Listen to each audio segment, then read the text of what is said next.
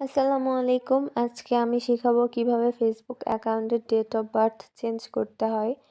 অনেকেই হয়তো এই বিষয়টা জানেন না। এটা অনেক সহজ কিন্তু অনেকের অজানা থাকতে পারে। তো আজকে এই ভিডিওটা আপনাদের জন্য। তো ফার্স্টে ফেসবুক অ্যাপে আপনার ফেসবুক আইডিটা লগইন করে রাখতে হবে অবশ্যই। তারপরে এভাবে প্রোফাইলে আসতে হবে।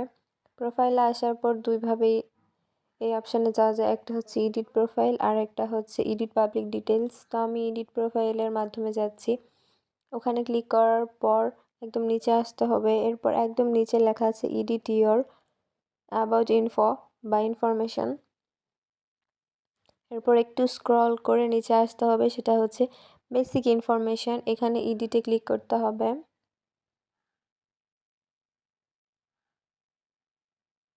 তো আমার ডেট অফ বার্থ দেওয়া আছে 14ই ফেব্রুয়ারি 2004। তো এভাবে যদি আপনারা চেঞ্জ করতে চান, ফার্স্টে আমি মান্থ চেঞ্জ করছি। তো আমি দিয়ে দিচ্ছি সেপ্টেম্বর।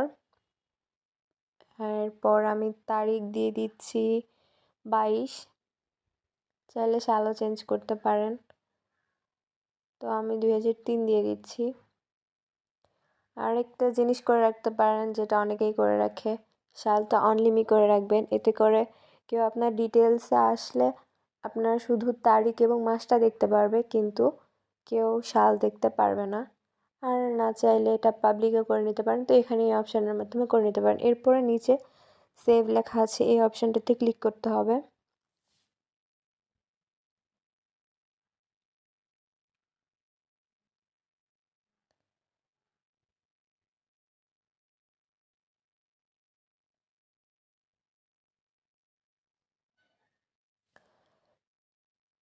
তো এটা একটু লোড নিচ্ছে, মেবি নেটওয়ার্ক প্রবলেম।